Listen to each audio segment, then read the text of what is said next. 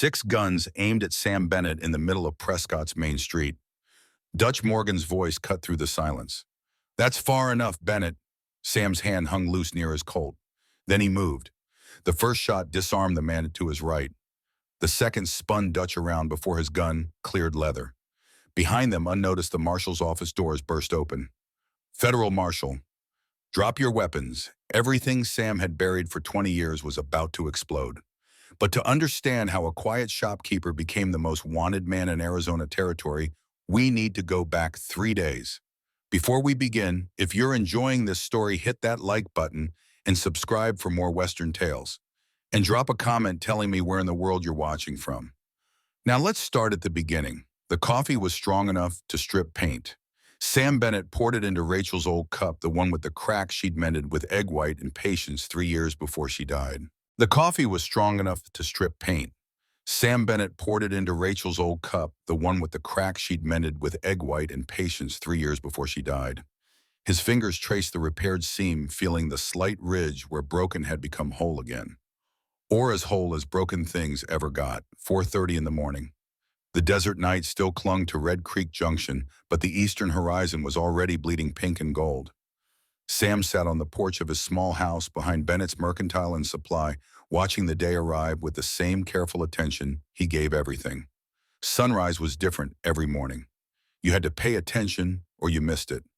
The town was quiet. 200 souls, give or take, scattered across buildings that Arizona's sun and wind had weathered to the color of old bones. A good town, an honest town. The kind of place where a man could disappear into the rhythm of ordinary days and ordinary work, where the past stayed past if you were careful enough, quiet enough, invisible enough. Sam sipped his coffee, grimaced. Too hot, too strong, perfect. At 5 o'clock, he walked through the connecting door into the store. The smell greeted him like an old friend. Leather flour dust, gun oil, tobacco, coffee beans, the faint sweetness of peppermint sticks in their glass jar by the register.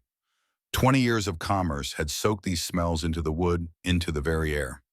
He lit the lamps, swept the floor, arranged the front display, beans, cornmeal, salt pork. The foundations of frontier survival, unremarkable and essential. At 6, he unlocked the front door and turned the sign to open. Nobody came for the first hour. They rarely did. But Sam stood behind the counter anyway, hands resting on the worn wood eyes, scanning the empty street through the front window. Old habits. Ranger habits. Always know your exits. Always watch the approaches. Always keep your back to the wall. The counter had a particular geography that only he understood. A heavy wrench rested beneath the cash box, positioned for a right-handed grab. The big knife for cutting rope and twine was blade out in its holder 3 inches from his left hand. The shelf behind him held canned goods, stacked in a pattern that would collapse and scatter if shoved hard, creating noise and obstacle. Nothing looked defensive. Everything was. Rachel used to laugh about that, gently, sadly. "You're building a fortress out of flour sacks," she'd said once. "Just being prepared," he'd answered. "For what, Sam?" "The war's over. All the wars are over." But she'd been wrong about that. Wars never ended. They just moved inside, became the permanent residence of a man's soul, waiting for any excuse to march out again. The morning passed in its slow way. Martha Hayes bought fabric. Young Daniel Fletcher came in for penny candy and left with peppermints clutched in his small fist. Reverend Josiah Graves stopped by for tobacco and stayed to talk about nothing in particular, the way old friends do. Sam listened more than he spoke. That was his way now. Listen, nod, smile slightly, say little. The less you said, the less people knew. The less they knew, the safer everyone stayed. At 11:30, Captain William Dawson limped through the door. Bill was 67, lean as a whip, with a cavalry officer's bearing that 30 years of civilian life hadn't quite erased. He'd served in the war between the states, fought Comanche afterwards, retired with honor, and a bullet-shattered knee that ached before rain. He and Sam had crossed paths during the Ranger years, back when both of them were younger and considerably more foolish. Bill was the only person in Red Creek Junction who knew who Sam had been. The only one Sam trusted with that knowledge. "Sam, well," Bill said, lowering himself carefully onto the stool by the counter. "You're going to die of boredom before any bullet gets you." Sam didn't look up from the inventory sheet he was pretending to study. "That's the plan, Bill. Martha at the saloon says you haven't had a drink in 3 months. A man needs whiskey, Sam. A man needs peace. Whiskey just postpones it. Bill chuckled, a dry sound like wind through dead grass. He pulled out his pipe, began the ritual of packing and lighting. The familiar scent of tobacco smoke drifted across the counter. You know what Rachel would say if she saw you like this? Bill asked. Sam's hands stilled on the inventory sheet. After a moment, he looked up. She'd say, I'm finally learning to live slow. Bill's eyes, still sharp despite age and hard use, studied his friend carefully. No, Bill said quietly. She'd say you're waiting to die. The words landed heavier than they should have. Sam felt them settle somewhere behind his ribs, in that hollow place where Rachel used to live before consumption took her. Before 3 years of grief had calcified that hollow into something hard and permanent. Before Sam could respond, the door banged open. Daniel Fletcher burst in, all 10 years of him flushed and breathless. Mr. Bennett riders, coming 6 of them, and they're heavy-armed. Sam's hand moved without conscious thought, dropping toward his hip, where a gun should have been, but wasn't. 20 years of civilian life, and the reflex was still there, instant and automatic. Bill noticed. His eyes narrowed. Sam straightened, forcing his hand back to the counter. How far out? He asked, his voice level. Just clear of the ridge. Be here in 5 minutes, maybe. Sam nodded. Go tell your mama to stay inside, you too. The boy hesitated. You think there's trouble? I think it's best to be careful. Go on now. Daniel ran. The door swung shut behind him. Bill stood, his hand dropping to the old Navy Colt he still wore under his coat. 6 riders, heavy-armed. That's not a social call. No, Sam agreed. He moved to the window, watching the eastern road. The riders appeared first as dark shapes against the bright sky, then as individual men on individual horses. They came at an easy pace, not hurried, not cautious, confident. They rode like men who had every right to be wherever they chose to be. Sam's eyes picked out details automatically. The lead rider sat his saddle with his left shoulder lower than his right. Old wound. The big man to his left had tattoos visible on his forearms. The lean one, bringing up the rear, carried his rifle across his saddle in a way that spoke of professional skill. But it was the leader that held Sam's attention. Something in the way he rode. Something in the tilt of his head. Something Sam recognized from a long time ago. From a different life in a different world. Memory stirred. Texas. Fort Griffin, 1871. A warrant for a Confederate deserter named Clayton Wade. Sam's jaw tightened. You know them, Bill asked. Maybe, long time ago. The riders reached the main street. Instead of riding to the hitching posts, they stopped in the middle of the road. 6 horses, 6 men, all armed, all watching the mercantile. The town went silent. Dogs stopped barking. The wind fell. Even the heat seemed to press down harder, as if the very air knew something was about to break. Sam stood in the doorway, hands visible and empty. Bill moved to stand behind him, shotgun held low but ready. The leader of the riders looked at Sam. Really looked. His eyes were the color of old steel, hard and measuring. Recognition flickered there, and something else. Something that might have been regret. Clayton Wade. 20 years older, 20 years harder, but unmistakably the same man Sam had tracked across 3 states and then in the end deliberately failed to catch. For a long moment, nobody moved. Nobody spoke. The 6 riders and the shopkeeper studied each other across 30 feet of Arizona dust. Then Clayton tipped his hat. A small gesture, almost ironic. He turned his horse and the others followed. They rode down the street past the mercantile toward the saloon at the far end of town. Sam watched them go. His hands were steady, but his heart was beating faster than it had in 3 years. Bill exhaled slowly. That was close to something, he said. Yeah. You want to tell me what? Sam shook his head. He stepped back inside, began closing the shutters on the windows, moving methodically, preparing. Sam, Bill said, talk to me. Sam finished the last shutter. The store was dim now, lamp-lit and shadowy. He turned to face his friend. You remember Fort Griffin when I was hunting that Confederate deserter? Wade, Clayton Wade. You never brought him in. I let him go, told him to disappear, start clean.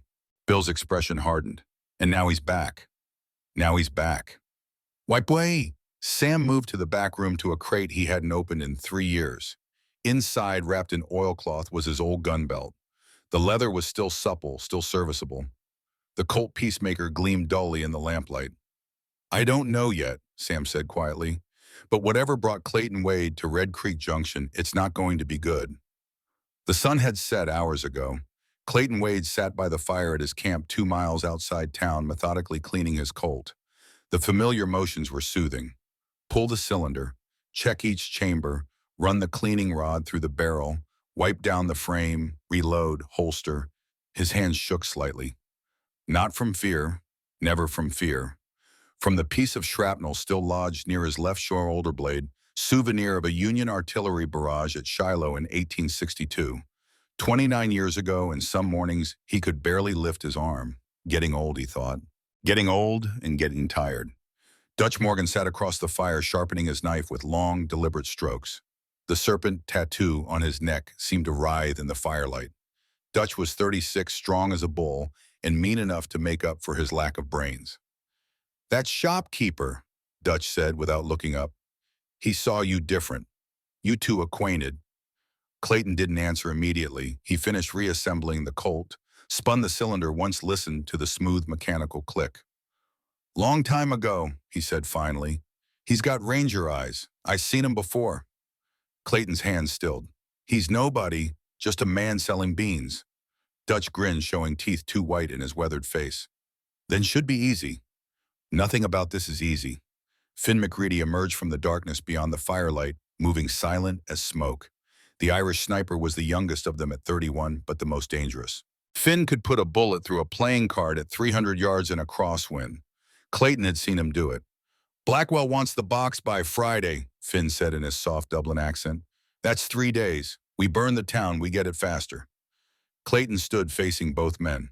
The firelight made harsh shadows of his features. "No burning, we do this quiet." Dutch stopped sharpening. "Since when you go soft?" Clayton's hand moved to his gun, not threatening, just resting. Dutch noticed and fell silent. "Since Blackwell has my daughter," Clayton said, his voice flat and final. "I don't want this, any of this, but I'll do it clean or I won't do it at all." Finn studied him with those pale Irish eyes. "You knew the shopkeeper back when?" It wasn't a question. Clayton sat back down, suddenly exhausted. 20 years ago, Sam Bennett was the best tracker the Texas Rangers ever had. They called him Deadeye Sam. He could shoot the wings off a fly at 100 paces. More importantly, he could read a man, know what he was thinking before he knew it himself. "So why'd he let you go?" Finn asked. Clayton stared into the fire. The flames painted his memories in shades of orange and gold. "Because I told him the truth. I wasn't a deserter. I was a survivor. My company got wiped out at Shiloh. I was the only one left alive. When I woke up 3 days later in a field hospital, the war was still going, but my war was over. I couldn't go back. Couldn't face seeing more boys die for someone else's cotton and someone else's pride." He paused, remembering Sam Bennett in a dusty Texas town, gun-drawn, warrant in hand. "I told him all that, expected him to laugh, put a bullet in me, or drag me back to hang. But he just looked at me for a long time. Then he said, 'Go, disappear, become someone else. But if I ever hear your name again in connection with anything criminal, I'll find you and I'll finish this.'" "And," Dutch prompted, "and I disappeared. Met a woman in Santa Fe. Good woman. We had a daughter. I worked freight wagons, saved money, stayed clean. For 20 years, I kept my word." Finn's expression hadn't changed. "Until Blackwell." Clayton's hands clenched. "Until Blackwell found me 6 months ago. Showed me a photograph of Emily at her school. Told me what would happen to her if I didn't do exactly what he wanted." The fire crackled. Somewhere in the darkness, a coyote called and received no answer. "So here I am," Clayton said quietly, "about to break the one promise I ever kept. And the man I have to destroy is the man who gave me the chance to make that promise in the first place." Dutch spat into the fire. "Life's a bastard." "Yeah," Clayton agreed, "it is." Meanwhile, in Red Creek Junction, Sam Bennett sat at his small kitchen table, Rachel's journal open before him. He had read it 100 times in the 3 years since her death. Knew every word, every pen stroke, every place where her handwriting had wavered when the consumption made her hands shake. But he always stopped at the same page. Never went further, never read the last entries. Couldn't bear to see her handwriting, getting weaker, the words more desperate, the knowledge of her approaching death seeping through every line. Tonight, for the first time, he turned to the final pages. Rachel's last entry was dated 3 days before she died. The handwriting was spidery, uneven, but still unmistakably hers. "My dearest Sam," it read, "if you are reading the end first, which you always do, you impatient man, know this, I didn't want to burden you. You've carried enough blood already. But someone had to remember, someone had to write it down. The railroad is coming. Cornelius Blackwell is buying land cheap from families who don't understand its value. Judge Crane signs fraudulent deeds. When families resist, accidents happen. Houses burn, wells go bad, cattle sicken and die. And sometimes people simply disappear. I've documented everything. Names, dates, amounts. If anything happens to me, look in the schoolhouse. Third board from the east wall. Everything you need is there. Don't come after them, Sam. You promised me you'd left that life behind. But if they come after you, then you were always going to end up here anyway. I love you, even your violent past, because that past made you the gentle man I married. You're Rachel." Sam's hands trembled as he closed the journal. He stood moved to the corner of the room where an old crate sat covered in dust. He knelt, opened it. Inside lay the remnants of another life. A Texas Ranger badge, tarnished but still solid. A Winchester rifle meticulously cleaned and oiled every month despite never being fired. And a Colt Peacemaker, the kind of gun that had won the West and damned the men who carried it. Sam lifted the Colt. The weight was familiar, intimate. His finger found the trigger guard automatically. Muscle memory, 20 years dormant, surging back in an instant. The sound of breaking glass shattered the silence.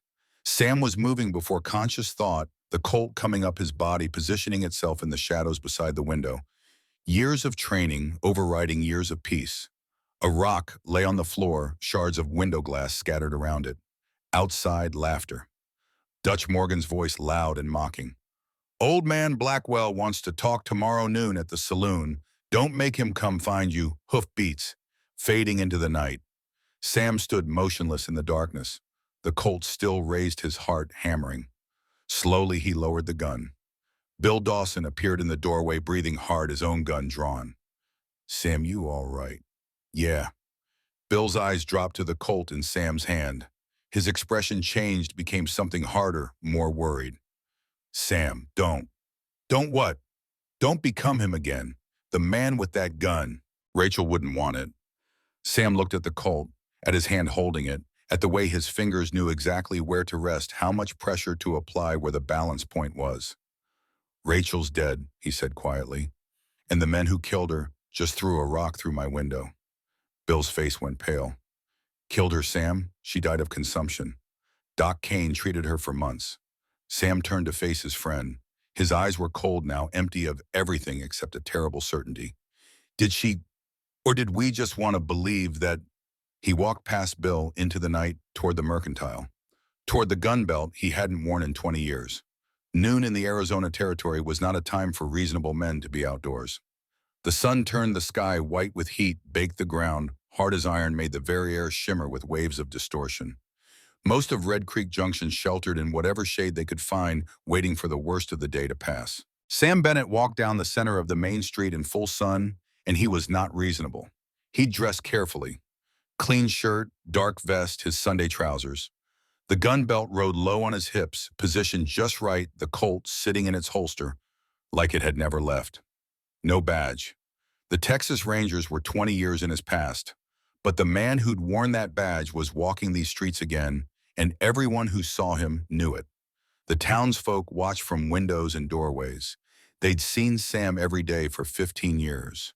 The quiet shopkeeper, the polite widower, the man who never raised his voice, never made trouble, never drew attention.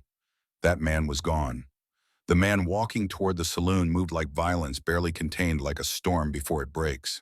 Bill Dawson limped alongside him, shotgun cradled in his arms. "This is a mistake," Bill said. "Probably." "You don't have to go in there." "Yeah, I do." "Why?" Sam didn't answer. Couldn't answer. Because the truth was complicated and simple at the same time. They'd come to his town. They'd threatened his peace. They'd invoked Rachel's name.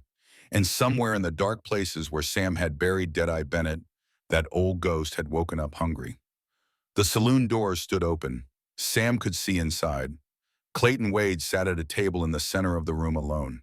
Dutch Morgan and three other men stood at the bar. Finn McReady was on the second-floor balcony, rifle across his lap, commanding a clear view of the entire room. Professional, prepared, dangerous. Sam pushed through the doors. The temperature dropped 10 degrees in the shade of the saloon. The smell hit him immediately. Whiskey, sweat, tobacco, the sour tang of beer and fear. The bartender, a nervous man named Lyle, was wiping the same glass over and over, his hands shaking. Clayton looked up as Sam entered. For a moment, something passed between them. Recognition. Memory. The ghost of a debt owed and a promise kept. Then Clayton's face hardened. Business. Sam walked to the table and sat down. He didn't remove his hat, didn't say hello, just sat, hands visible on the table, close enough to his gun, but not threatening. The bartender brought 2 glasses of whiskey without being asked. His hands shook so badly that liquid slopped over the rim. Much obliged, Lyle, Sam said quietly.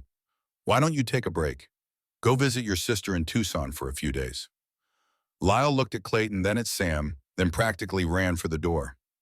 Clayton picked up his glass, drank, set it down with deliberate care.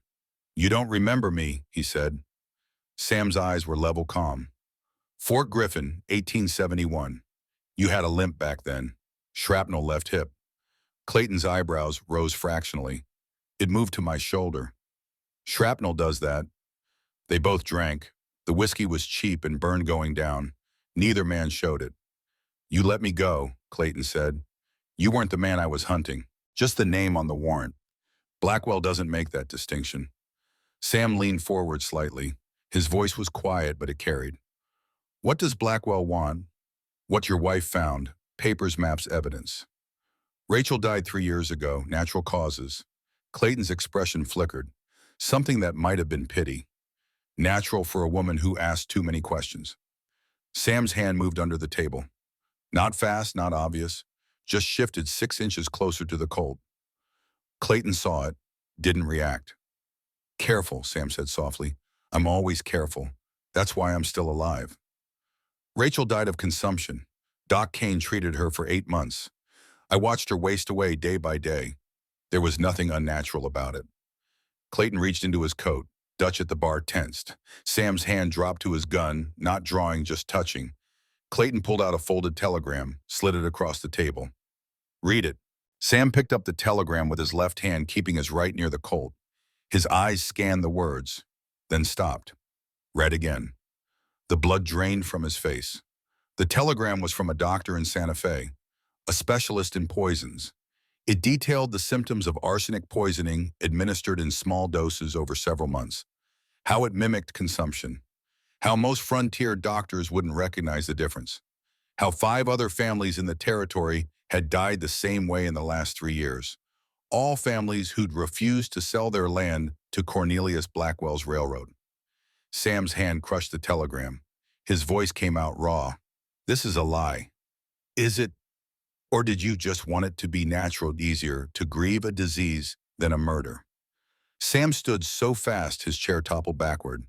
The Colt was in his hand before the chair hit the floor, aimed directly at Clayton's heart. 15 feet away, Dutch drew. Finn's rifle swung toward Sam.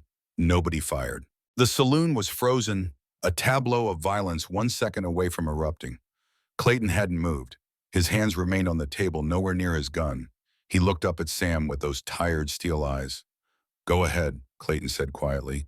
Won't change anything, won't bring her back, won't stop what's coming. Sam's hand was steady. The Colt didn't waver, but he didn't squeeze the trigger. What do you want? He asked again. Clayton stood slowly, hands still visible. The strong box Rachel hid, everything in it. You give it to me, by Friday we ride out. You don't. He paused. Blackwell owns half of Arizona territory. He's got judges, marshals, politicians. He can make this town disappear like it never existed. He can try. Sam, Clayton's voice held genuine regret. I don't want this, but I don't have a choice. Everyone has a choice. You taught me that. Fort Griffin, remember, you chose to run instead of fight. chose to live instead of die for someone else's lost cause. Vic Clayton's laugh was bitter as alkali water. And 20 years later, here I am, fighting someone else's battle, dying by inches for someone else's greed. Some choices just take longer to kill you. Sam lowered the Colt, holstered it, turned toward the door. Dutch stepped into his path, big, smirking, confident. Boss didn't say you could leave. Move. Make me old man. Sam swung, fast for a man of 48, fast enough to surprise most men. But Dutch was 36 and had been fighting his whole life. He slipped the punch, drove his fist into Sam's ribs, right where an old wound had never quite healed. Pain exploded through Sam's side. He stumbled, gasping. Dutch pulled his gun. Dutch, Clayton's voice cracked like a whip. Stand down. Dutch hesitated. The gun stayed pointed at Sam's chest. I said stand down. Slowly, Dutch lowered the gun, smiled, stepped aside. Sam's straightened hand pressed to his ribs. He could feel them grinding together. Cracked, maybe broken. The pain made his vision blur. He walked past Dutch without looking at him, past Bill, who had his shotgun raised and aimed at Dutch's head, out into the brutal sunlight. Bill followed him outside, grabbed his arm. You all right? Sam shook him off. Fine. You're not fine. You're hurt. I said I'm fine. But he wasn't. 20 years ago, he would have disarmed Dutch in 2 seconds flat. 20 years ago, he was faster, stronger, harder. 20 years ago, he was Deadeye Sam Bennett, and men like Dutch didn't dare challenge him. Now he was just an aging shopkeeper with a broken rib and a past that didn't matter anymore. Bill's hand gripped his shoulder gentler this time. Sam, let it go. Give them whatever they want and let them ride out. Sam looked at his old friend, at the concern in those eyes, at the fear. I can't. Why not? Before Sam could answer, Reverend Graves appeared hurrying down the street as fast as his dignity would allow. His face was pale-stricken. Sam, he said, breathless, I need to tell you something. About Rachel's last days. Something she made me promise not to tell you unless they came back. Sam felt something cold settle in his stomach. Unless who came back? Graves glanced at the saloon at the men visible through the open doors. Unless Blackwell's men came back. Reverend Josiah Graves's office was in the back of the small church, a cramped room that smelled of old books and candle wax. He moved to his desk with the careful precision of a man carrying something fragile, opened a drawer, and removed a wooden box no bigger than a Bible. Sam stood in the doorway, still favoring his injured ribs. Bill had stayed outside to watch for trouble. Rachel came to me 2 days before she died, Graves said without looking up. He opened the box. Inside lay a single envelope, sealed with wax. She knew. Knew what? Graves finally met Sam's eyes. The Reverend was 54 years old, had ministered to this congregation for 15 years, had presided over Rachel's funeral. He'd baptized babies, married couples, buried the dead, and heard confessions that would have broken lesser men. But Sam had never seen him look afraid before. She knew she was poisoned. The words landed like stones dropping into still water. Ripples spreading outward, disturbing everything. Sam's hand found the back of a chair, gripped it. The wood creaked under his fingers. That's not possible. Doc Kane said consumption. Doc Kane is a good man and a fair physician, Graves said quietly. But he's a frontier doctor. He treats broken bones, bullet wounds, fevers. He wouldn't recognize arsenic poisoning. Rachel did. How? Graves opened the envelope. Inside was a letter in Rachel's handwriting. He didn't hand it to Sam. Not yet. First, he needed to explain. Your wife was an educated woman, Sam. Educated beyond what most frontier towns ever see. She read medical texts, kept current with the journals that came through on the stage. And she paid attention. He paused, gathering himself. 3 months before she died, her symptoms changed. The cough was still there, the weakness, the weight loss. But other things appeared. Nausea, tremors in her hands. Her hair started falling out.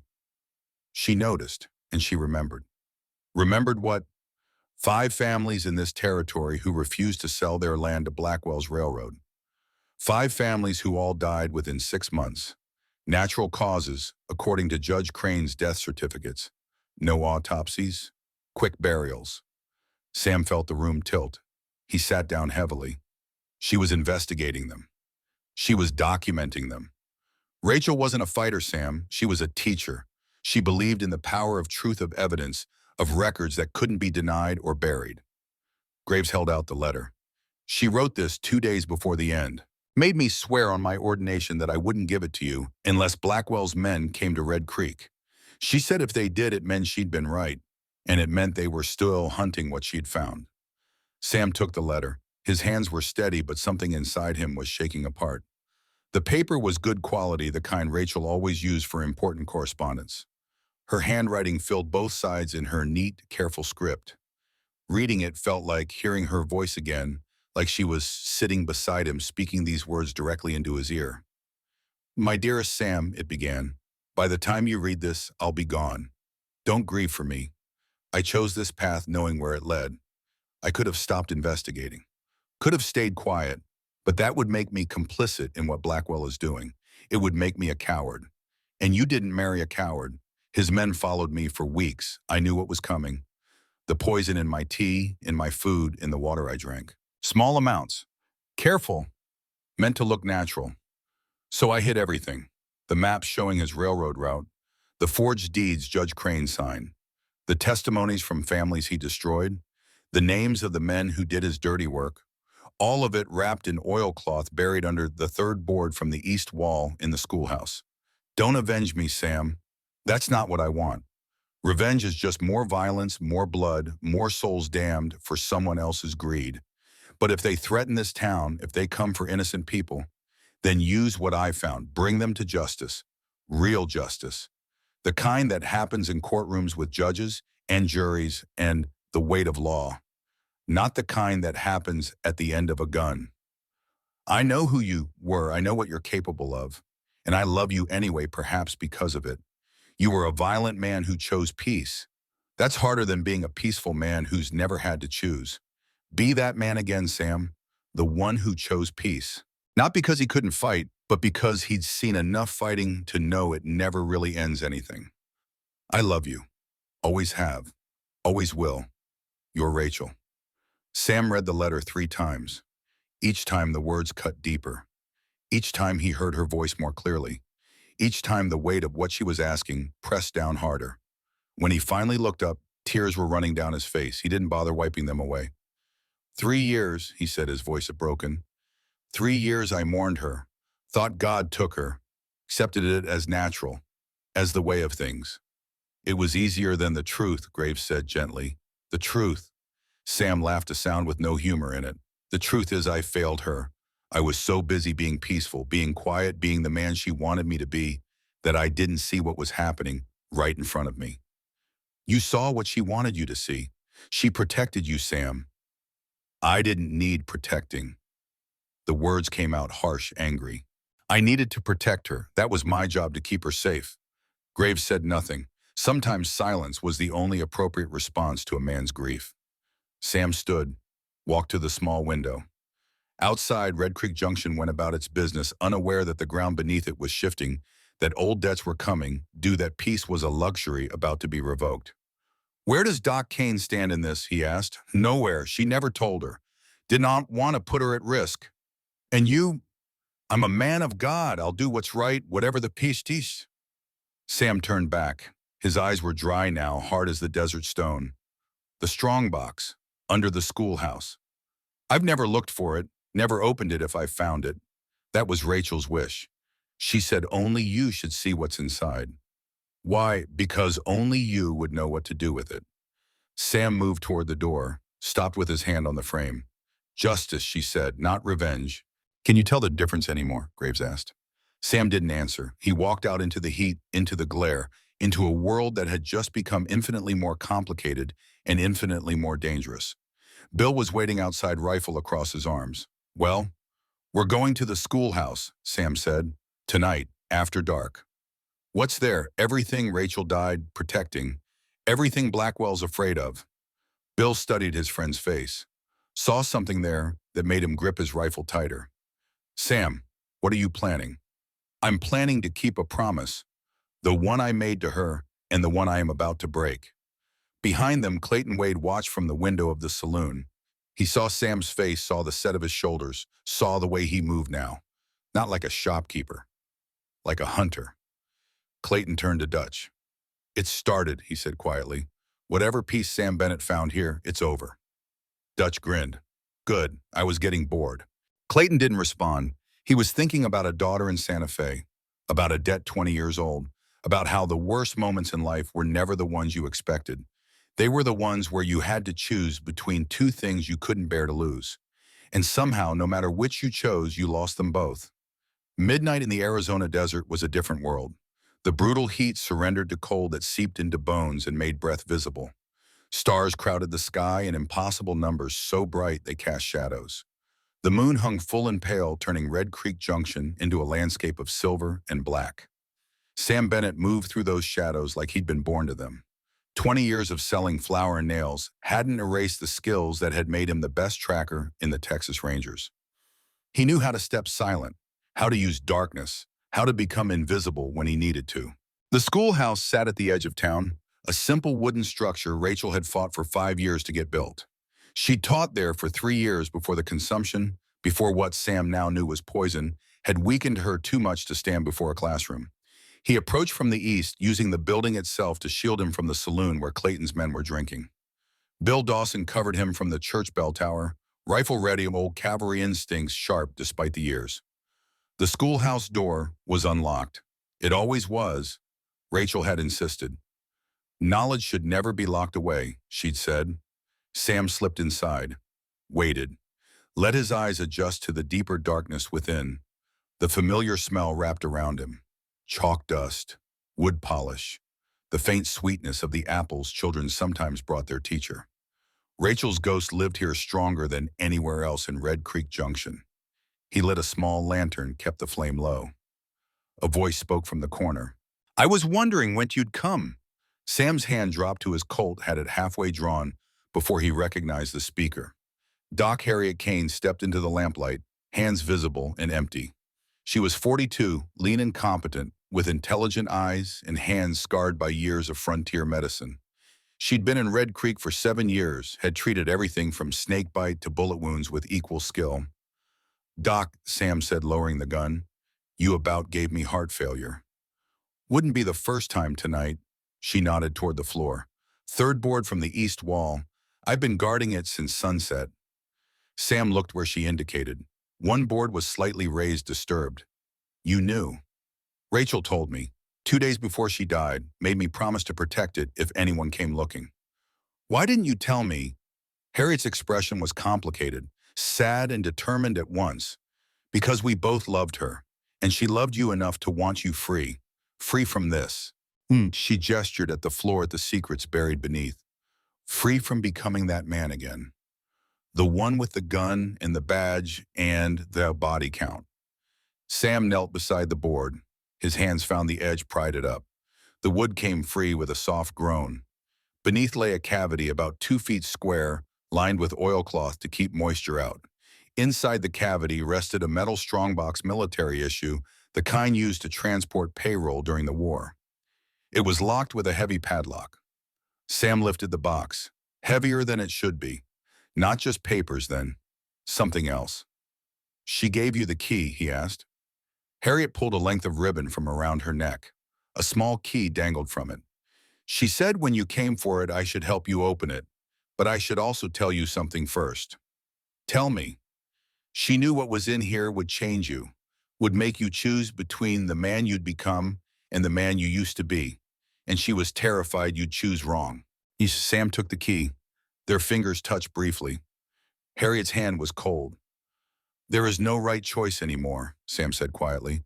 "Clayton Wade has 3 days to bring Blackwell this box or that railroad. Barron will erase this town like it never existed. The only question is whether I go down quiet or fighting." Rachel would say there's always another option. Rachel's dead because she tried to find another option. The words came out harsher than he intended. Harriet flinched but didn't back away. Sam fitted the key into the lock, turned it. The mechanism clicked. He opened the lid. Inside, carefully organized, lay the evidence of 3 years of careful investigation. Maps with routes marked in red ink, railroad surveys, legal documents, witness statements written in Rachel's neat hand, photographs of families who died, death certificates signed by Judge Crane without autopsy, and beneath all that small brown bottles, arsenic. Purchase receipts showing Judge Crane's clerk buying them from a pharmacy in Tucson, dates corresponding to when families started showing symptoms. Sam's hands shook as he lifted out a folder. Inside were testimonies from 12 families, stories of pressure threats, mysterious accidents, all leading back to one name, Cornelius Blackwell, railroad baron, land speculator, murderer. Dear God, Harriet whispered as she documented everything. Sam found a letter addressed to the territorial marshal in Prescott. Rachel had written it but never sent it. He understood why. Once sent, there was no taking it back, no protecting the people she'd interviewed, no keeping herself safe. She'd been planning to send it, had been building an airtight case, but the poison had worked faster than she'd anticipated. At the very bottom of the box lay a contract. The railroad route Blackwell had submitted to the territorial government in Command. The line ran directly through Red Creek Junction. Through the land, Blackwell was buying cheap and would sell to his own company at enormous profit. Sam sat back on his heels, the enormity of it settling over him like a physical weight. He's going to kill this whole town, he said. Not with guns, with economics. The railroad will come through whether people sell or not. But if they don't sell cheap, now Blackwell will ruin them with legal fees, fraudulent claims, accidents. He'll grind them down until they have nothing left. Unless someone stops him. Unless someone stops him. A sound outside, boots on gravel, multiple sets. Sam killed the lantern instantly. Moved to the window. In the moonlight, he could see 3 men approaching the schoolhouse, Dutch Morgan and 2 others. They know we're here, Sam said. Harriet's breath caught. How? Doesn't matter. We need to move. Now. But Dutch was already at the door, kicking it open, moonlight silhouetting his bulk. Well, the shopkeeper and the lady doc, cozy. Sam stepped between Harriet and Dutch. His hand rested on the Colt. Leave. This doesn't concern you. Dutch laughed. Everything in this town concerns us now, old man. Boss wants that box. You just saved us the trouble of digging for it. The 2 men with Dutch spread out, flanking. Professional, prepared. Sam did the math. 3 armed men, him with a pistol, Harriet unarmed, the strong box too heavy to run with. Bill in the bell tower, but too far away to help before this went bad. Dutch pulled his gun. Here's how this works. You hand over the box. We don't kill the lady. Simple. Here's how this works. Sam said, his voice gone cold and flat. You leave right now, or I put bullets in all 3 of you before you can blink. Dutch's smile widened. Big talk for an old man who couldn't even land a punch this afternoon. That was me being peaceful. You don't want to see me the other way. Something in Sam's tone made Dutch hesitate. Made him look closer at the man standing in front of him, at the way Sam stood balanced on both feet, at how his gun hand hung loose and ready, at eyes that had gone empty of everything except lethal calculation. One of the other men, younger and less experienced, made the mistake of going for his gun. Sam moved. 20 years fell away in an instant. The Colt cleared leather faster than the eye could follow. The first shot took the young man's gun out of his hand. The second hit his shoulder, spinning him around. Non-lethal, but incapacitating. The third man froze, hand on his gun, but not drawing. Dutch tried, got his weapon halfway up before Sam's Colt was aimed directly at his face. Don't, Sam said quietly. Dutch stood motionless, gun half drawn, staring down the barrel of Sam's Colt. 3 feet away, no way to miss, no way to survive if Sam decided to pull the trigger.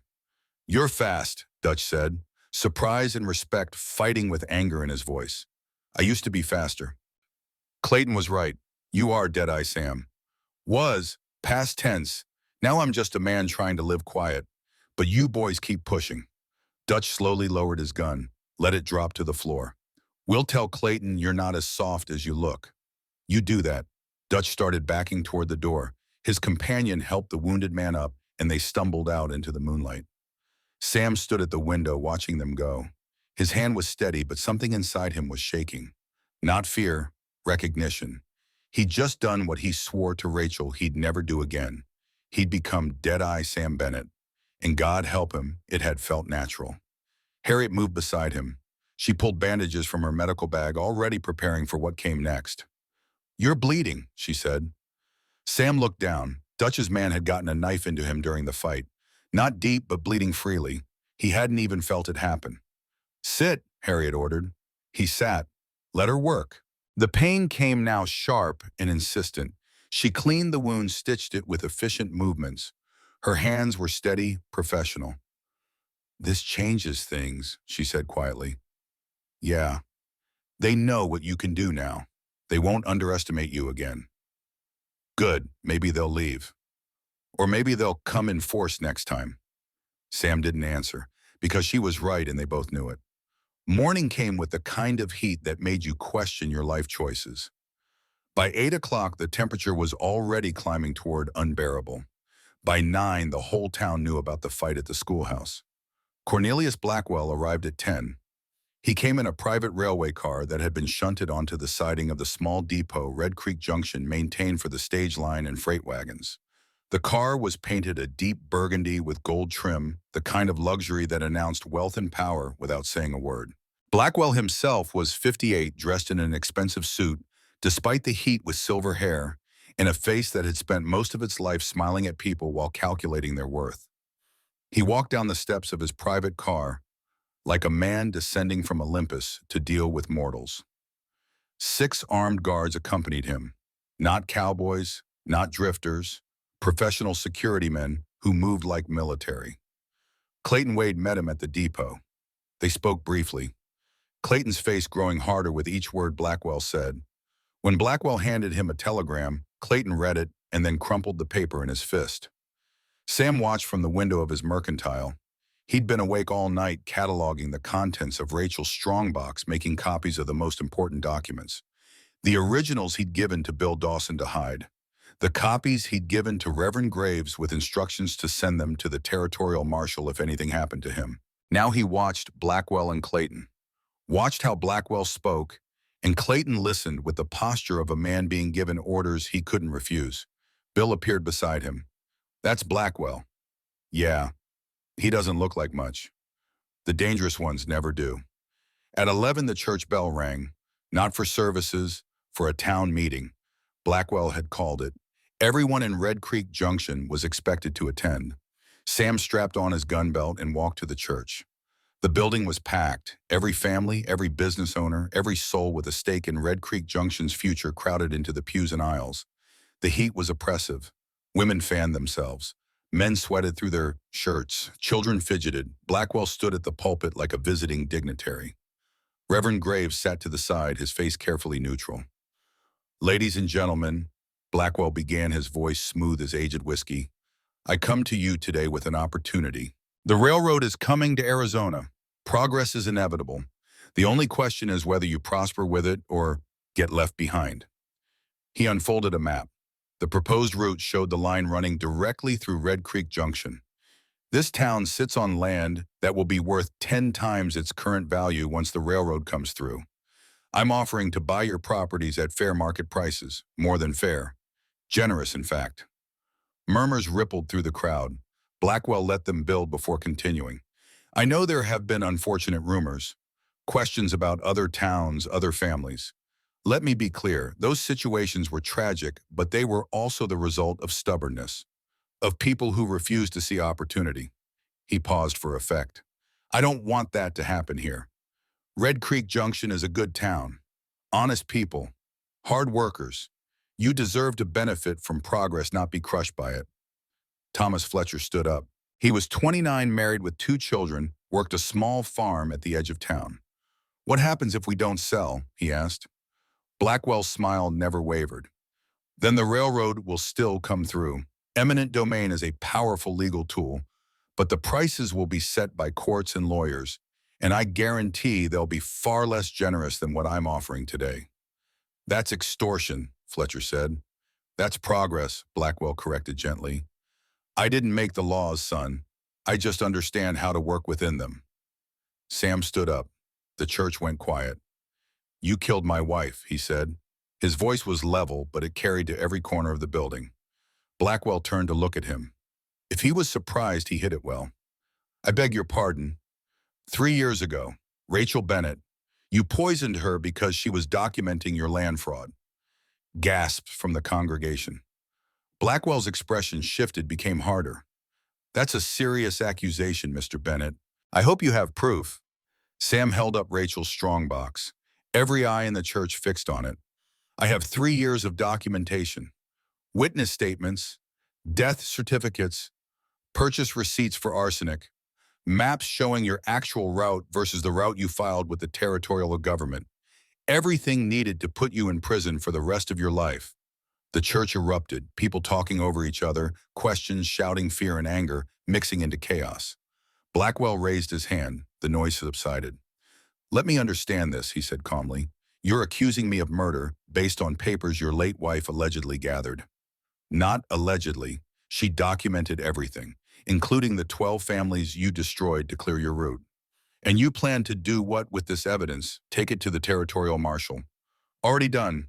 Copies are on their way to Prescott. Judge Crane is finished. You're finished. Blackwell studied Sam for a long moment. Then he smiled. Not the smooth public smile.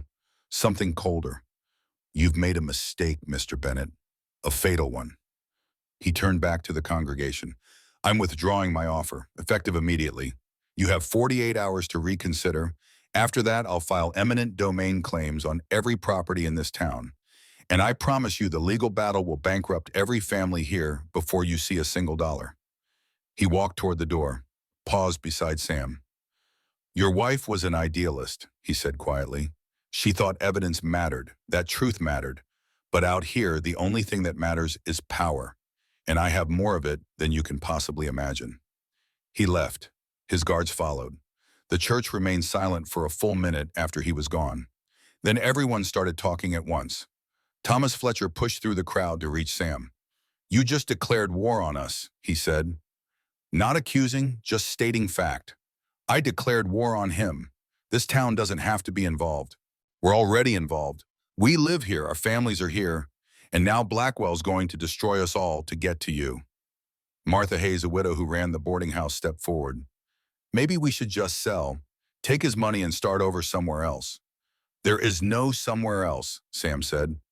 This is your home, your land, your lives. You sell now, you'll regret it for the rest of your days. At least we'll have days, another voice called out. Better than being dead. The crowd began to fracture. Half wanted to trust Sam to fight. Half wanted to take Blackwell's offer and run. Reverend Graves stood at the pulpit. We need to vote, he said. All those in favor of selling, raise your hands. 30 hands went up, maybe more. All those in favor of fighting, 40 hands, including Thomas Fletcher's. The fight wins, Graves said, but barely, and I suspect after people think on it, those numbers might change. The meeting dissolved. People filed out, avoiding Sam's eyes. Some looked angry, some looked scared. All looked uncertain. Bill waited outside. That went well, he said dryly.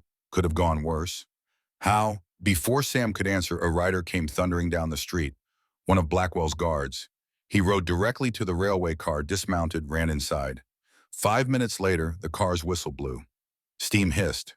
The car began moving, backing toward the main line. He's leaving, Bill said. Sam shook his head. He's repositioning, getting somewhere safer before this gets ugly. How much uglier can it get? As if in answer, Clayton Wade emerged from the saloon. He walked straight towards Sam, ignoring the townspeople who scattered from his path. He stopped 10 feet away, close enough to talk, far enough to draw if needed. We need to have a conversation, Clayton said. Private. Sam nodded. They walked to the edge of town, to a spot where the desert began and civilization ended. Bill followed at a distance, rifle ready. Clayton pulled out a telegram, handed it to Sam. It read, Your daughter's school had unfortunate fire drill today. She's safe for now. Get me that box, or next time it won't be a drill. Sam read it twice, looked at Clayton, saw something broken behind those steel eyes. Emily, Clayton said. His voice was rough. She's 12, likes horses and books, and hasn't done a damn thing to deserve being dragged into this. I'm sorry. Sorry doesn't help. The box does. Sam folded the telegram, handed it back. I can't give you the box, but I might be able to help you get Emily back. Clayton's laugh was bitter. How you planning to ride to Santa Fe and shoot your way into a school guarded by Blackwell's men? If I have to. They stared at each other. Old enemies, old debts, old promises made and kept and now being tested. Why would you help me? Clayton asked. Because 20 years ago you could have shot me in the back. You didn't. Now you're being forced to do Blackwell's killing. You don't want this any more than I do. Want doesn't matter. He has my daughter. Then we get her back, together. And then we both have something Blackwell wants, leverage. Clayton was quiet for a long time. Finally, he nodded. I've got 3 days. After that, Blackwell said he couldn't finish the sentence. Then we've got 3 days to end this. They shook hands. The grip was firm, final. Two men choosing a side they never wanted to be on. Sam rode out at dawn the next morning. Bill Dawson beside him, both mounted on strong horses, both armed heavy. The plan was simple. Ride to Prescott, 2 days hard travel, deliver Rachel's evidence directly to the territorial marshal. Get federal law involved before Blackwell could lawyer his way out.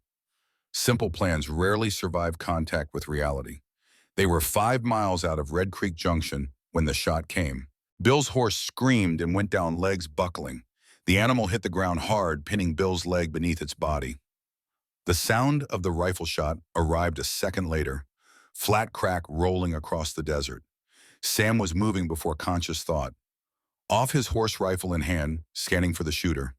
There, on a rock outcrop 300 yards distant, Finn McReady, the Irish sniper, already working the bolt on his rifle for a second shot.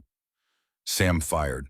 Too far for accuracy with iron sights, but close enough to make Finn duck. Bought them seconds. Bill's whine. Legs caught. Horse is dead weight. More riders appeared. Dutch Morgan and 3 others coming fast from behind a rise. They'd been waiting. Tracking. Professional ambush. Sam grabbed all Bill's arms, heaved. The horse was too heavy. Bill's leg wedged too tight. Another shot from Finn's rifle kicked up dirt 2 feet away. No time. Sam left Bill the rifle, drew his Colt, and sprinted for the rocks. Running serpentine using every scrap of cover. Bullets tracked him. Dutch and his men shooting from horseback, accuracy terrible, but volume making up for it. Sam made the rocks.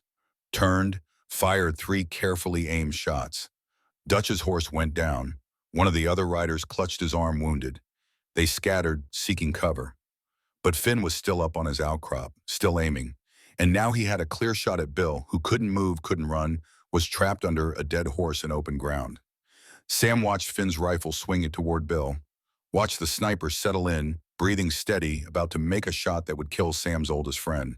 Sam stood up, fully exposed, waving his arms. Here, I'm here. Finn's rifle swung back toward him. Sam dropped behind the rock as the bullet hit where his head had been. Chips of stone stung his face. He'd bought Bill maybe 30 seconds. Not enough. But then a new sound, hoofbeats from a different direction. Clayton Wade appeared riding hard, 2 men with him. Not attacking, not helping, just watching from a rise 200 yards away. Finn saw Clayton. His rifle wavered. Uncertainty. Clayton made a hand signal. Finn lowered his weapon. Dutch, bleeding from a bullet graze across his ribs, pushed himself up from cover. Boss, we got them pinned. Clayton's voice carried across the desert. Stand down, Dutch. What? We can finish this. I said stand down. Dutch started to argue. Clayton's hand dropped to his gun. Dutch went quiet. Sam used the pause to run back to Bill. Together with adrenaline-fueled strength, they heaved the dead horse, enough for Bill to pull his leg free. It was badly bruised, maybe fractured, but not crushed. Can you ride? Sam asked. Not well, but better than dying here. They got Bill onto Sam's horse. Sam would walk, leading the animal, rifle ready. Clayton rode closer, stopped at talking distance. You've got maybe an hour before Blackwell hears I let you go. After that, he'll send more men. Better men. Why let us go at all? Because I'm done. Done following orders that make me a murderer. Done sacrificing what's left of my soul for a man who'd kill my daughter the moment she stopped being useful. Sam studied him. You're choosing a side. I'm choosing my daughter. If that means siding with you, so be it. Blackwell will kill her for this. Not if we get to her first. Sam made a decision, pulled Rachel's copied documents from his saddlebag, handed half to Clayton. If I don't make it to Prescott, you do it. Get these to the marshal. Make sure Blackwell hangs. Clayton took the papers. And Emily. There's a woman in Red Creek. Doc Harriet Kane, smart, capable, and she doesn't owe Blackwell anything. Tell her I sent you. She'll help. They parted ways, Clayton riding east toward Santa Fe and his daughter. Sam walking west, leading Bill's horse, trying to get back to Red Creek Junction before everything fell apart. They made it 3 miles before Bill's leg gave out completely. The pain that he'd been gritting through finally overwhelmed him. He slumped in the saddle, barely conscious. Sam got him down, examined the leg in the harsh morning light. Broken, no question. Bone grinding against bone. Bill's face was gray with shock and pain. Leave me, Bill said. Take the horse. Get to town. Not happening. Sam, you can't carry me and watch your back. Watch me. He got Bill back on the horse, tied him into the saddle so he wouldn't fall, then started walking, leading the animal rifle in one hand, eyes scanning constantly for threats. The sun climbed. The heat became murderous. Sam's canteen ran dry. His shoulder wound from yesterday reopened, blood soaking his shirt. His cracked ribs ground together with each breath. But he kept walking. By the time Red Creek Junction came into view, it was mid-afternoon. Sam was staggering. Bill was unconscious from pain. The horse was nearly spent. And surrounding the town, arranged in a loose perimeter at all the approach roads, were Blackwell's men. At least a dozen, maybe more. A siege. Sam stopped just outside rifle range, studied the situation. No way in without being seen. No way to fight through that many guns. No good options at all. Then a figure appeared on the road ahead. Reverend Graves walking slowly, hands raised and visible. He reached Sam, breathing hard. They came an hour ago, Blackwell's orders. Nobody in or out until you hand over the box. The town, scared, half want to give you up, half want to fight. It's tearing us apart. And you, Graves looked at Bill, at Sam's wounds, at the blood and exhaustion. I'm a man of God, Sam. I believe in miracles, but I also believe in practical action. And right now, practical says we need help that isn't coming. Sam looked at the town, at the people he'd lived among for 15 years. Good people, honest people, about to be destroyed because of choices he'd made. Get Doc Kane, he said. Bill needs surgery. I'll create a distraction. What kind of distraction? Sam checked his Colt. 5 rounds left. Check the rifle. Half a magazine. The kind that gets people's attention. He walked forward, alone, toward the men surrounding his town, toward the fight he'd spent 20 years avoiding. And behind him, in Red Creek Junction, people watched from windows and wondered if this was the day peace finally died. The men at the perimeter saw him coming, a lone figure on foot carrying a rifle, walking with the slow inevitability of a man who'd made his choice and would see it through no matter the cost. Word spread fast. Guns came up. Horses shifted nervously. Dutch Morgan stepped forward to meet him. His ribs were bandaged where Sam's bullet had grazed him that morning. The wound had made him meaner. You got some nerve, old man, walking right up to us. Sam stopped 20 feet away, speaking distance, shooting distance, if it came to that. I want to talk to Blackwell. Dutch laughed. Blackwell don't talk to dead men. I'm not dead yet. Give it time. Sam's eyes swept the perimeter, counting men, counting guns, calculating odds that weren't in his favor. You boys are making a mistake, he said, loud enough for all of them to hear. Blackwell's using you. When this is done, when the law comes asking questions, you think he'll protect you. You're expendable. Just like the men who poisoned my wife. Just like the men who burned families out of their homes. Some of the hired guns shifted uncomfortably. Not all of them were killers. Some were just cowboys who'd taken a job that paid better than punching cattle. Where are those men now? Sam continued. The ones who did Blackwell's dirty work before you. Anyone seen them? Anyone know their names? Silence, because the answer was obvious. Blackwell left no witnesses. Dutch's hand dropped toward his gun. Enough talk. I agree, Sam said. He raised his voice, projecting across the desert. I'm going back to town now. Anyone wants to stop me, now's your chance. He started walking, not toward Dutch, around him, toward Red Creek Junction. Dutch drew. I said stop. Sam kept walking. A shot cracked out, kicked up dirt at Sam's feet. Sam stopped, turned slowly. His right hand hung loose near his Colt. His face was empty of expression. "You boys have a choice to make," he said quietly. "Let me pass or find out why they used to call me Deadeye Sam Bennett." Dutch's gun was already drawn, aimed at Sam's chest, but his hand was shaking slightly because he'd seen Sam shoot in the schoolhouse, had seen how fast he was, how accurate. 20 feet was a long distance for a pistol. But for a man with a rifle already drawn, it was nothing. And Dutch had just watched Sam walk 5 miles carrying a wounded man through desert heat with blood soaking his shirt and exhaustion weighing every step. Had watched him keep going when any reasonable man would have quit. That kind of will was more dangerous than any gun. "Let him through." The voice came from behind Dutch. One of the other hired men, an older cowboy with gray in his beard. "What?" Dutch spun. "I said let him through. I signed on to intimidate people, not murder a man walking home." Blackwell said, "Blackwell's not here, and I'm done taking orders from a man who pays with blood money." The cowboy holstered his gun, turned his horse, rode away. 3 others followed him. Dutch watched them go. His face was purple with rage, but now his numbers had shrunk, and Sam was still standing there, waiting patient as stone. "This ain't over," Dutch said. "No," Sam agreed. "It's not." He walked past Dutch, past the remaining hired guns. None of them moved to stop him. Reverend Graves met him 50 yards from the perimeter with a wagon. Bill was already loaded in the back, semi-conscious. Doc Kane was with him, her medical bag open, preparing for surgery. "Get him to my office," she told Graves, "and get me clean water, lots of it." The Reverend drove off. Sam stood in the street watching the town watch him. He could feel their fear, their anger, their desperate hope that somehow this would all work out. Thomas Fletcher approached. His wife and children were with him. The kids looked scared. "Mr. Bennett," Fletcher said, "I'm with you, whatever you need." "Tom, you should get your family somewhere safe." "There is nowhere safe, not anymore. So we might as well stand." Other people emerged from buildings. Not all of them, not even half, but enough. Merchants, farmers, the blacksmith, the schoolteacher who'd replaced Rachel. They didn't say much, just stood there.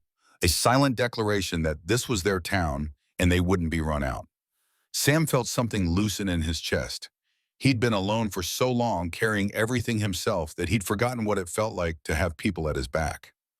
"All right," he said, "here's what we do." They gathered in the church. Sam spread a map on a table, began marking positions, explaining fields of fire, creating overlapping zones of defense. Old Ranger training coming back. How to defend a position against superior numbers. How to make the enemy pay for every inch. "They're not going to charge," he explained. "They'll try to starve us out. Cut off water, food, wait until we're desperate. So we need supplies centralized. Families move into the church and the school. Easier to defend, easier to provision." "What about our homes?" someone asked. "They're just buildings. They can be rebuilt. Your lives can't." They worked through the afternoon, moving supplies, positioning riflemen, preparing for a siege that was coming whether they wanted it or not. As the sun set, Sam climbed to the church bell tower. Bill was in surgery, Harriet working by lamplight to set his shattered leg. Sam stood alone in the tower, looking out at the perimeter, at the campfires of Blackwell's men dotting the darkness. Footsteps on the ladder. Harriet emerged, wiping blood from her hands. "Bill's leg is set. He'll live, but he won't be fighting." "I know." She stood beside him, looking out at the same fires, the same darkness. "You don't have to do this," she said quietly. "You could slip out tonight, ride to Prescott, bring back the law. By the time I get back, this town will be ash. Maybe, but you'd be alive." Sam thought about Rachel, about her journal, about the promise she'd asked him to keep. Justice, not revenge. But what was justice when the system was corrupted? When judges and marshals and politicians were all bought and paid for? Maybe justice was just another word for standing your ground when everything told you to run. "I spent 20 years running from who I was," he said. 20 years pretending that peace was possible if I just stayed quiet enough. But Rachel knew the truth. Peace isn't the absence of fighting. It's knowing what's worth fighting for. Harriet was quiet for a moment. Then she said, "I was married once, long time ago. He was a doctor too, better than me. Smarter, more skilled. He died trying to save a patient during a cholera outbreak, exposed himself to infection when he could have stayed safe. She paused. I used to think he was foolish, throwing his life away for someone he couldn't save anyway. But now I understand. Some things you can't walk away from and still live with yourself. Sam looked at her, really looked. Saw the strength there, the determination, the quiet courage that frontier life demanded. Thank you, he said. For what? For standing, when you could have run. She smiled slightly. Where would I run to? This is home. These are my people. And you? She hesitated. You're not as alone as you think you are. Their hands touched briefly. Then she descended the ladder back to her patients, back to the work of keeping people alive. Sam remained in the tower as full dark settled. He'd unpacked his gun belt, strapped it on properly for the first time in 20 years. The weight felt right, familiar, like greeting an old friend you'd hoped never to see again. From his vest pocket, he pulled his Texas Ranger badge. Tarnished, dented, but still solid. He pinned it to his vest, not because he was a Ranger again, those days were done, but because the badge represented something, a promise, to stand between good people and bad men, to draw a line and say this far, no further. A figure appeared on the street below. Clayton Wade riding in alone, hands visible and empty. Sam descended the tower, met Clayton in the street. Your daughter. Safe. Doc Kane got a message through to the school. Emily's with a friend's family. Blackwell's men were watching the school, but they didn't know to watch the back where the kitchen staff goes. Relief washed over Clayton's face for the first time in days. So now what? Sam asked. Now I testify against Blackwell, but I need to know we're going to survive long enough for that to matter. We'll survive. You sound certain. Sam looked at the church, at the school, at the buildings where frightened families were huddling together in the dark. At the town he'd tried so hard to be invisible in. I'm not certain of anything, he said, except that I'm done running, done hiding, done pretending that being peaceful is the same as being good. Clayton nodded slowly.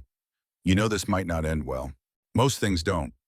They stood in silence, two old enemies who'd become unlikely allies waiting for dawn and whatever it would bring. And in the darkness beyond the town, Dutch Morgan watched through a spyglass. Saw Sam with the badge on his vest.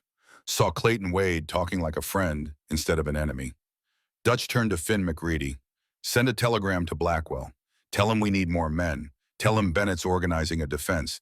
And tell him, Dutch smiled mean and anticipatory, tell him it's time to stop playing games. Time to remind this town what happens when you fight progress. Finn went to send the message, and the night grew darker still. Dawn came with fire, not the clean fire of sunrise, but the ugly fire of arson. 3 buildings on the eastern edge of Red Creek Junction went up simultaneously, flames leaping 30 feet into the gray pre-dawn sky. The bakery, the feed store, a family's home. Sam was running before he was fully awake, boots barely laced, gun belt grabbed and strapped on, while moving. Other men poured from the church and school where families had consolidated for safety. They formed bucket brigades hauling water from the well, fighting flames that Blackwell's men had set from beyond rifle range. By the time they got the fires under control, the sun was fully up and brutal. 3 buildings were reduced to smoking ruins. No casualties, thank God. The families had been evacuated the day before, but the message was clear. Blackwell could reach them whenever he wanted, and he'd keep reaching until they broke. Dutch Morgan stood on a ridge half a mile out, visible through a spyglass, watching Red Creek burn, making sure they saw him watching, making sure they understood this was just the beginning. Sam stood in the ashes of the bakery, soot blackening his face, hands blistered from hot bucket handles. Thomas Fletcher stood beside him, equally filthy, equally exhausted. This is what fighting gets us, someone said from behind them. Martha Hayes, the boarding house owner. Her voice was bitter. Burned homes, ruined livelihoods. And for what? So you can play hero? Sam turned to face her. I'm not playing anything. Blackwell was going to take this town whether we fought or not. At least this way, we're taking some of him with us. Are we? Because from where I stand, we're the only ones losing. A crowd had gathered, people who'd spent the night huddled in fear, who'd watched their neighbors' homes burn, who were starting to wonder if surrender might not be so bad after all. Blackwell made an offer, Martha continued. Fair price for our land. Maybe we should take it. Start over somewhere else. There is no somewhere else, Sam said. You think he'll honor that deal? The moment you sign, you're at his mercy. He'll change the terms, delay payment, tie you up in courts until you've got nothing left. You don't know that? I know men like him. I've been hunting men like him for 30 years. They don't negotiate. They don't compromise. They take everything and leave nothing. Thomas Fletcher stepped forward. Mr. Bennett's right. My grandfather built our farm with his own hands. 40 years of sweat and blood in that soil.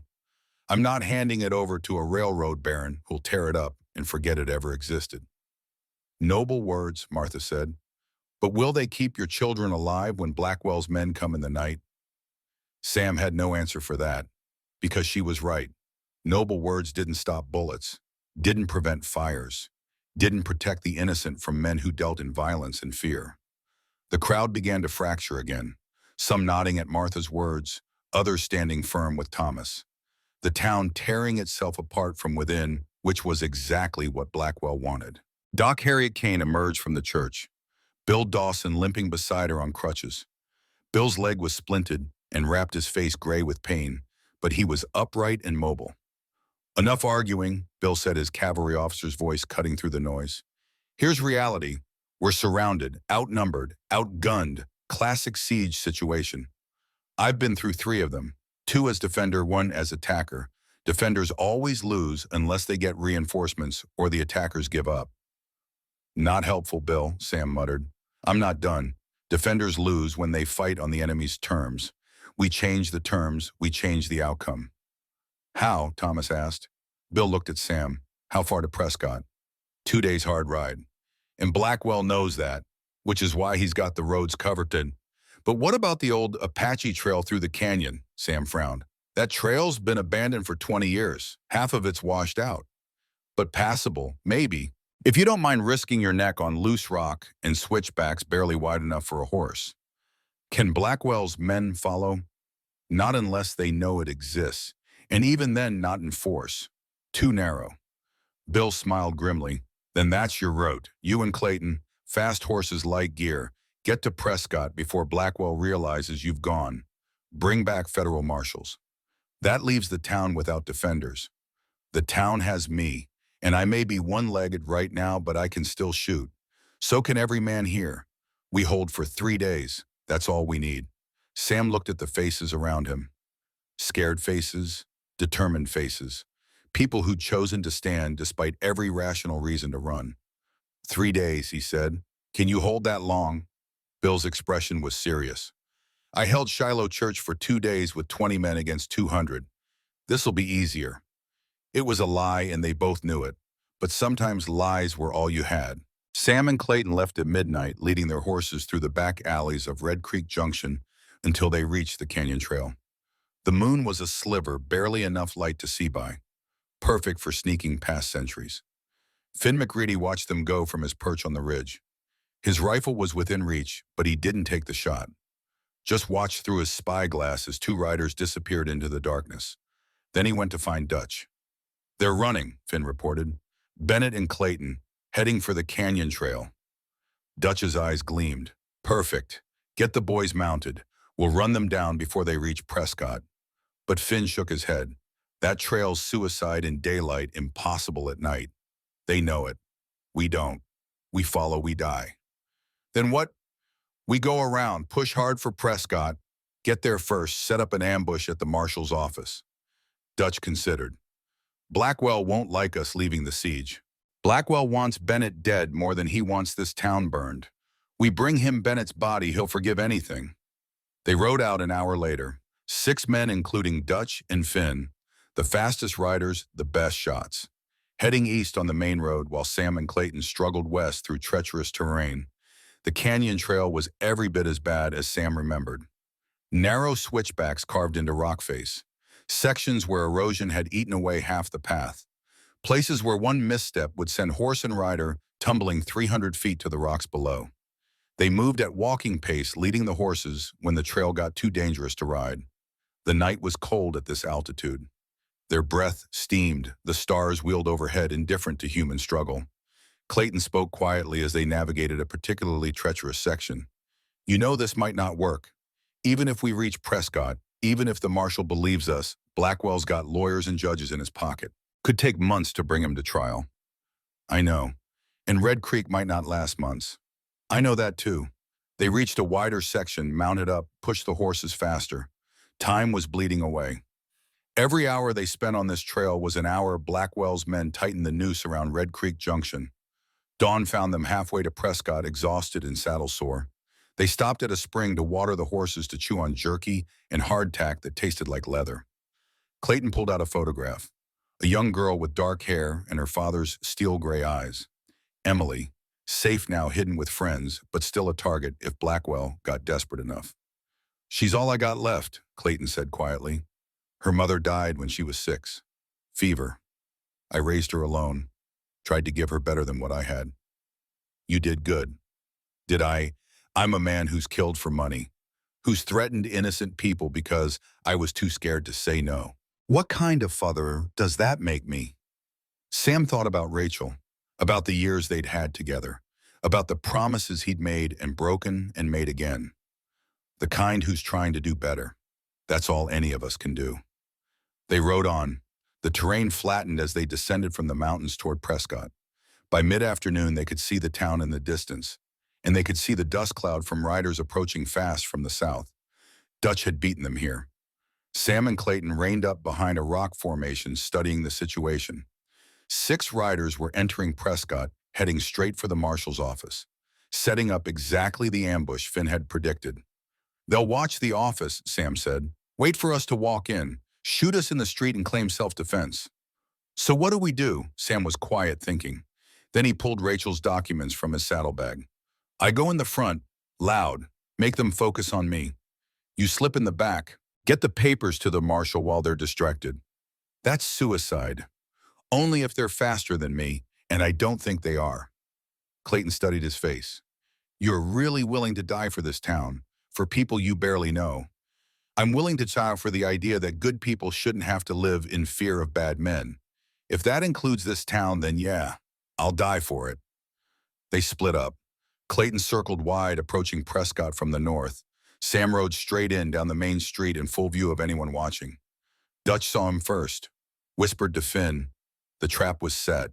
They spread out along the street, casual but positioned, waiting for Sam to get close to the marshal's office before they made their move.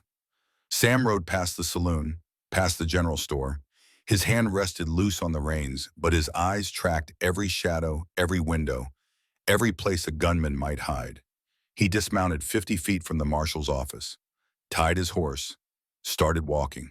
Dutch stepped into the street behind him. Finn appeared on a rooftop to the left. The other 4 spread out in a semicircle.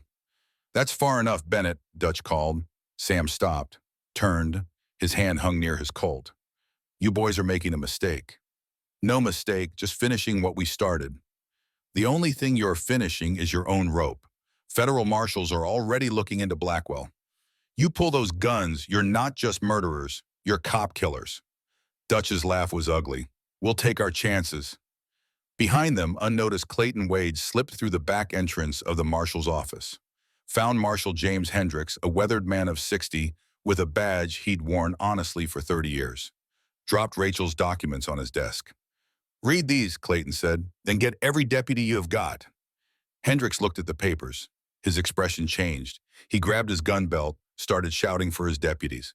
On the street, Dutch and his men drew their weapons. Sam drew faster. His first shot took the gun from the hand of the man to his right. The second shot hit Dutch high in the shoulder, spinning him around. Non-lethal, professional. Finn's rifle cracked from the rooftop. The bullet took Sam's hat clean off his head. Sam dove behind a water trough, came up shooting. His third shot forced Finn to duck. The other men scattered, seeking cover, returning fire. Bullets chewed up the wood of the trough, sent water gushing. Then the marshal's office doors burst open. Hendricks and 4 deputies, all armed, all angry. Federal Marshal, Hendricks roared. Drop your weapons now. The gunfight froze.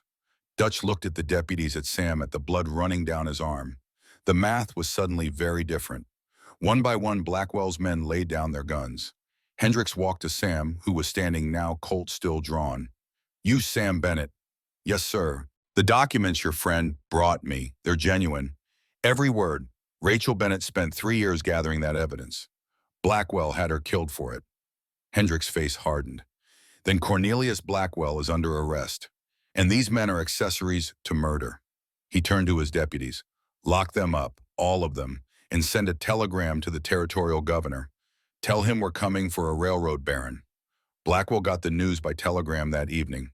His men arrested, federal marshals en route. Evidence of his crimes in official hands.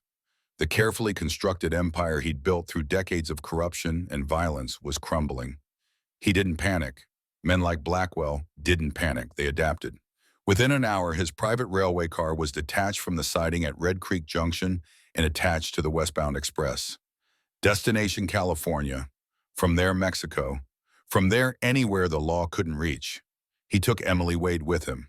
The girl had been recaptured from her hiding place by men Blackwell kept in reserve for exactly this kind of emergency. She was 12 years old, terrified, and now the only leverage Blackwell had left. Clayton found out when he and Sam returned to Red Creek Junction with Marshal Hendricks and a dozen federal deputies. The town was battered but standing. Bill Dawson had held the siege, though it had cost them. 2 men dead, 5 wounded, half the buildings on the east side burned to foundations. But they'd held. Clayton's face went white when he learned about Emily. "Where Blackwell's private car," Reverend Graves said, "attached to the westbound express 2 hours ago. He's running." Sam looked at Clayton, saw the desperation there, the fear of a father who'd lost his child once and couldn't bear to lose her again. "How fast is that train?" Sam asked Hendricks. "Hits 40 miles an hour on the straightaways. Can we catch it on horseback?" "Not a chance." Sam thought fast. "What about the eastbound express? When's it due?" Graves consulted the schedule board. 20 minutes, but it's going the wrong direction." "Not if we commandeer it." "Turn it around. Chase Blackwell's train west." Hendricks stared at him. "You're talking about a train chase. You got a better idea." The marshal was quiet for a moment. Then he smiled grimly. "I always wanted to try that." They assembled quickly. Sam, Clayton, Finn McReady, who'd agreed to testify against Blackwell in exchange for leniency, Hendricks, and 4 deputies. The eastbound express rolled into the station. Hendricks flashed his badge, explained the situation to the engineer. 5 minutes later, they were racing west, coal shoveled into the firebox, the locomotive straining to reach speeds it was never meant to sustain. The Arizona landscape blurred past. Desert mountains, canyons carved by ancient rivers. The train swayed on the tracks, wheels screaming on curves. In the locomotive cabin, the heat was brutal, the noise deafening. Finn stood on the cold, tender spyglass to his eye, watching the horizon. "There," he shouted. "Smoke 3 miles ahead." They were gaining. The westbound express was heavy with freight cars. Blackwell's private car was at the rear, luxury weighing it down. The eastbound express stripped to just the locomotive, and a single car was faster, lighter, built for this chase. 2 miles, 1 mile, half a mile. Close enough to see the westbound train clearly now. To see Blackwell's burgundy car at the end windows curtained defensive and final. Clayton was already moving toward the front of their locomotive. "Get me alongside. I'm jumping." "You'll be killed," Sam said. "She's my daughter." There was no arguing with that. Sam looked at the engineer. "Can you match speed?" "I can try." The trains ran parallel, now separated by 20 feet of empty air. The gap narrowed. 15 feet. 10. Clayton didn't wait. He ran, leaped, arms outstretched. For a moment, he was airborne, suspended between 2 locomotives, hurtling through the desert at 40 miles per hour. His hands caught the railing of Blackwell's car. His body slammed against the side feet, scrambling for purchase. He hauled himself up, climbed to the roof. Sam followed. Then Finn. Then 2 deputies. Leaving Hendricks and the others to control their locomotive. The roof of a moving train was its own special hell. Wind tore at them, threatened to rip them off and throw them to the desert floor, flashing past below. The train swayed and bucked. Every rivet, every seam was a potential death trap. They moved forward, crawling, inching toward Blackwell's car. A window shattered.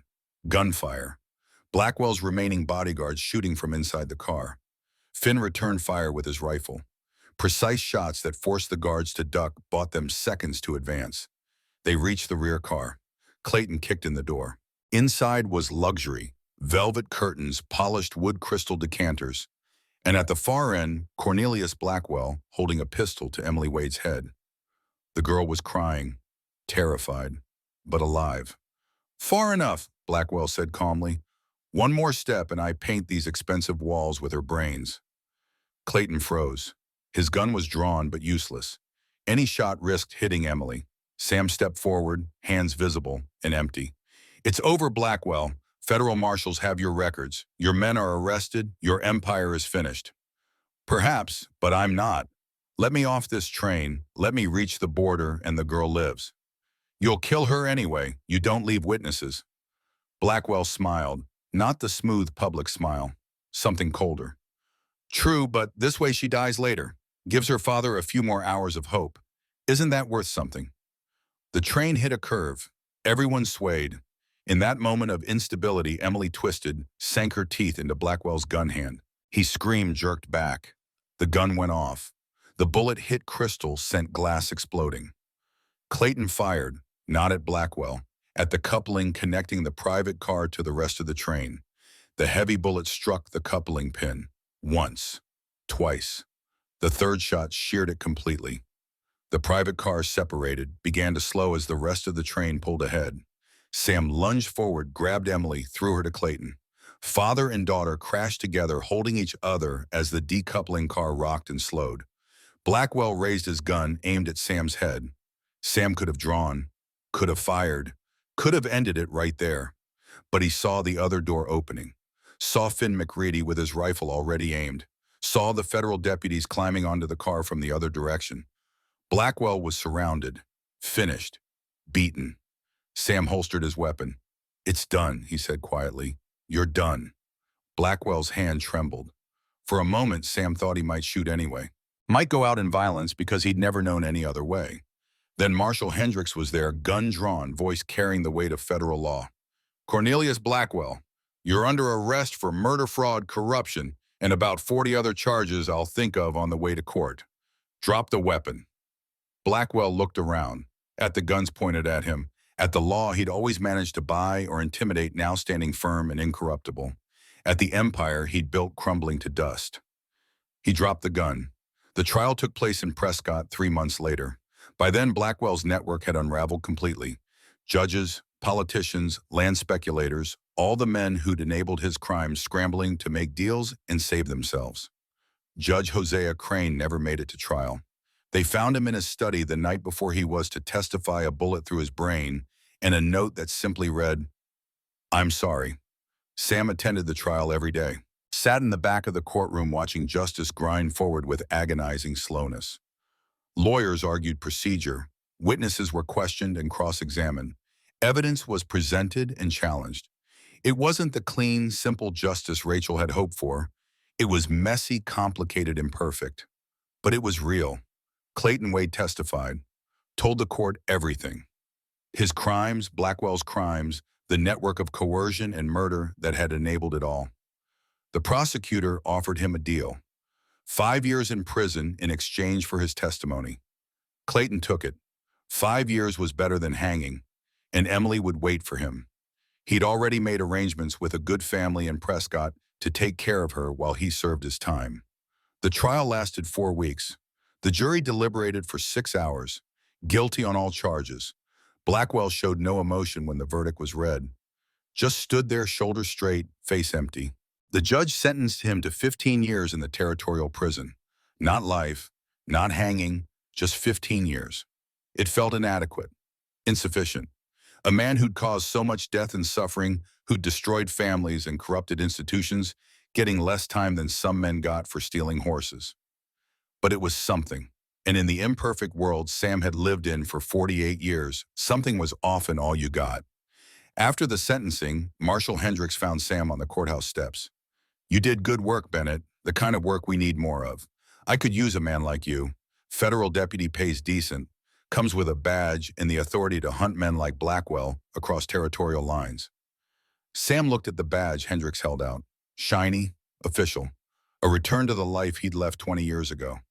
"I appreciate the offer, Marshal, but I'm done hunting men." "You sure you're good at it?" That's the problem. I'm too good at it. And every time I do it, a piece of who I want to be dies. Eventually, there's nothing left but the hunter. Hendricks nodded slowly. Rachel would be proud of you. Rachel would tell me to go back to Red Creek and sell flour to honest people. Then that's what you should do. They shook hands. Sam walked away from the courthouse, away from the badge, away from the chance to be Deadeye Sam Bennett again. He walked toward the train station, toward home, toward a life that was damaged but salvageable. Red Creek Junction was rebuilding. The burned buildings were being replaced. New lumber, new paint, new hope. The siege had cost them, but they'd survived. And survival bred a kind of stubborn optimism. Sam reopened his mercantile 3 days after returning from Prescott. The shelves were sparse supplies hard to come by while they rebuilt. But people came anyway. Not just to buy flour and nails, but to talk, to share stories about the siege, to process what they'd survived together. Thomas Fletcher's wife had died during the siege. Not from violence, but from fever that Doc Kane couldn't treat while bullets were flying. Thomas was raising his 2 children alone, now trying to work his farm and care for them at the same time. He brought them to the mercantile one afternoon. The boy was 10, the girl was 6. Both were too quiet, too serious for their ages. "Mr. Bennett," Thomas said, "I wanted to thank you for everything." "I didn't do anything worth thanking. You stood when you could have run. That's worth something." The boy, whose name was Daniel, was staring at Sam's gun belt. Sam still wore it now, though he'd taken to keeping the Colt unloaded. Old habits died hard. "Is it true you were a Texas Ranger?" Daniel asked. "A long time ago." "Did you shoot bad men?" Sam knelt down to the boy's eye level. "Sometimes, when there was no other choice." "My pa says you're a hero." "Your pa is being generous. Heroes don't exist. Just people trying to do right and sometimes getting lucky." Daniel looked disappointed. Sam understood. The boy had just lost his mother. He needed heroes, needed to believe the world had people who could protect him from all the terrible things that lurked in darkness. "Tell you what," Sam said, "you're old enough to learn responsibility. How about I teach you to shoot properly, safely, so when you're grown you can protect your family the way your pa protected this town?" The boy's eyes lit up. Thomas looked uncertain but grateful. They started the next Sunday. Sam took Daniel out to the desert, set up tin cans, taught him the fundamentals. Stance, breathing, sight, picture, trigger, squeeze. The same lessons Sam had learned 40 years ago from a cavalry sergeant who'd believed that men with guns had responsibilities. "Why didn't you kill Mr. Blackwell?" Daniel asked one afternoon. Sam lowered his rifle, thought about how to answer. "Because killing should always be the last choice, not the first, not even the second or third. You exhaust every other option before you take a life." "But he was bad." "He was, and he's in prison now. Justice got him without me becoming a killer." "But you've killed before." "I have, and I carry those deaths with me every day. They don't go away, Daniel. They don't fade. Every man I've killed is still with me, whispering that maybe there was another way I didn't see." The boy was quiet, processing this. Too much weight for a 10-year-old, but frontier life didn't wait for children to be ready. Weeks became months. Red Creek Junction healed slowly. The railroad eventually came through, but on terms the town had negotiated with new lawyers and honest judges. The land sales were fair, the compensation adequate. People stayed. Doc Harriet Kane kept her practice. Became essential to the town's survival in ways that had nothing to do with medicine and everything to do with strength. She and Sam had dinner sometimes. Quiet evenings where they talked about books and weather and small things that didn't involve guns or death. No romance bloomed. They were both too scarred for that. But a friendship grew steady and sustaining. Bill Dawson recovered enough to walk without crutches, though his leg would never be the same. He spent his days in a rocking chair on the mercantile's porch, telling stories to anyone who'd listen about the siege, embellishing details until they bordered on mythology. Clayton Wade served 3 years of his 5-year sentence before being released for good behavior. He collected Emily and disappeared into California, sending Sam one letter that simply said, "Thank you, we're building something good here, something worth the price we paid." 1 year after the trial, Sam took his Texas Ranger badge from the wall where he'd hung it. He looked at it for a long time, remembered the man who'd worn it, the skills, the certainty, the violence. Then he put it in a wooden box, closed the lid, and placed it on the highest shelf in his bedroom. Not thrown away, Not forgotten, just set aside, because some parts of yourself you couldn't erase. You could only choose not to let them define you. He returned to the mercantile, to the counter where Rachel's coffee cup still sat, to the life he'd tried so hard to build and had nearly destroyed defending. The bell above the door chimed. Daniel Fletcher came in, a rifle under his arm, bright-eyed and eager. "Mr. Bennett, can we practice today?" Sam looked at the boy, at the future walking in through his door, asking him to pass on what he knew. Not the violence, not the darkness, but the responsibility that came with power. "Yeah," Sam said, "we can practice." They walked out to the desert together, teacher and student, carrying weapons that could kill but hopefully never would.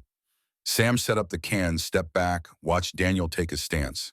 The boy's form was good, breathing steady, finger resting alongside the trigger guard until ready to shoot. "Remember," Sam said, "with skill comes responsibility. You're learning to protect, not to destroy. There's a difference, Ukis." "What's the difference?" "Intent, purpose, knowing when to shoot and when to lower the gun and walk away." Daniel nodded seriously, took aim, squeezed the trigger. The can flew backward, ringing. "Good shot," Sam said.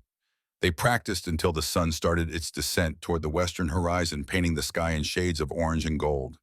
Then they walked back to town together, rifles unloaded, danger temporarily set aside. Sam looked at Red Creek Junction as they approached, the town that had nearly died. That had been saved not by one man's heroism, but by many people's stubborn refusal to surrender. Behind them, the desert stretched, vast and indifferent. Ahead, lights began appearing in windows as families prepared for evening meals, for the small rituals that defined human connection.